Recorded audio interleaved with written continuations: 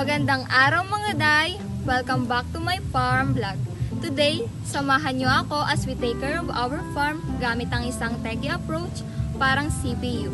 I-explain ko sa inyo ang fetch, decode, execute cycle, pero in a fun way. Habang nagtatanim tayo, akala nyo ba sa computer lang kailangan ng CPU?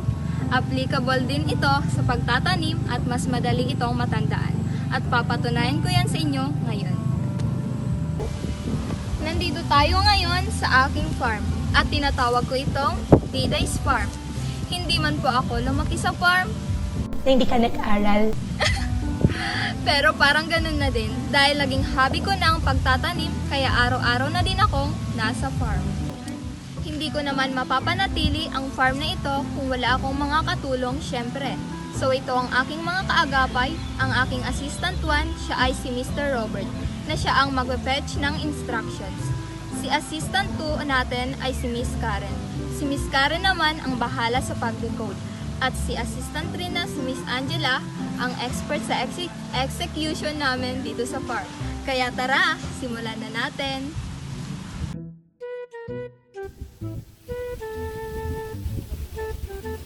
Ma'am Diday, nakuha ko na yung SID packet from the memory. Ready na for the next step. Good job, Rob!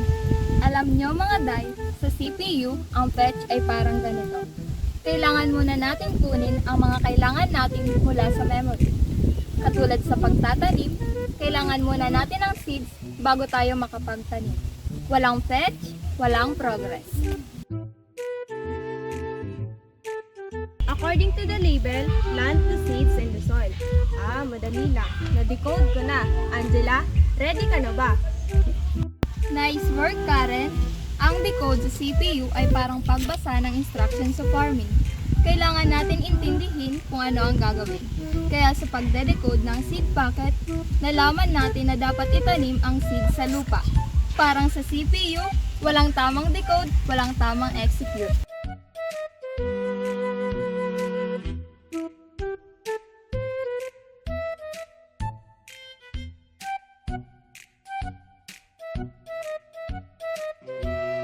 Seeds planted na, Ma'am Day.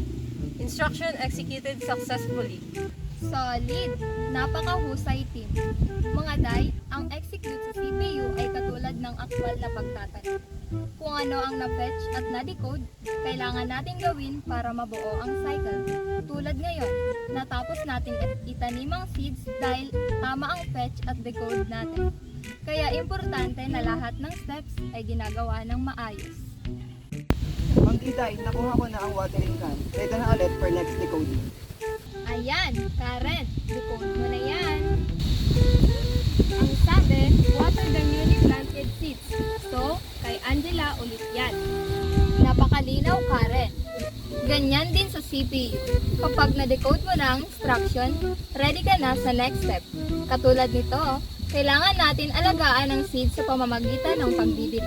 Importante na alam natin ang tamang gawin para successful ang execution.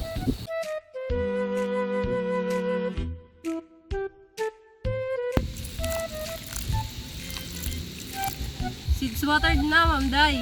Mission accomplished. Ang galing! Ang galing! Ang galing! Ganyan talaga. Sunod-sunod ang fetch, decode, execute cycle para tuloy-tuloy ang trabaho. Sa CPU, tuloy-tuloy ang process. Kaya sa farming, tuloy-tuloy din dapat alaga natin sa halaman. Hindi pwedeng titigil, kailangan laging may execute. At syempre mga day, para mabuo ang process, ito na ang final step. Lagyan na natin ng fertilizer para ready na sila lumaki.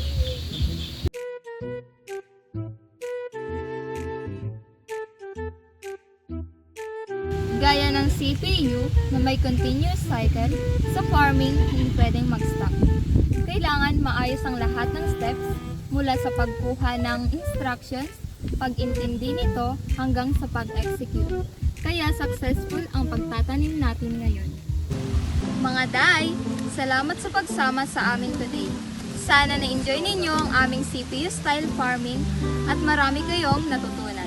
Tandaan, sa buhay at sa farm, laging may fetch, decode, execute na kailangan sundin para successful. Kita-kits sa next vlog. Paalam!